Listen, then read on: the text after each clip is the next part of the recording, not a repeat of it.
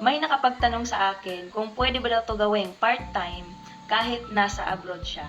So, ang sagot ko niyan is yes po. Pwedeng-pwede mo po itong gawing part-time, no matter what kung ano man yung background mo ngayon, isa ka mang OFW, empleyado ka man, estudyante ka man, senior citizen, or retired employee ka man, pwedeng-pwede po after sa work mo or kahit nasa bahay ka lang. Katulad nito, si Sir Joffet, OFW from Canada. Actually, kakastart pa lang nito last week. Tsaka si Sir Manny, ayan, OFW from Jeddah. Ito naman, si Ma'am Christine, OFW from Caribbean.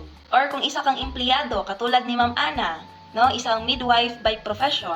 Ito din, si Ma'am Taj, isang factory worker. So yun, isa po sila sa mga natulungan dito sa OBA, kahit part-time lang nila itong ginagawa after sa work nila, or kahit nasa bahay lang. So kung ikaw, isa ka din sa mga nagbabalak na magsimula dito, or isa ka sa mga naghahanap din ng mapagkakabalahan after sa work mo, pwedeng-pwede mo itong gawin sa mga bakante mo na oras. So paano ba makapagsimula dito?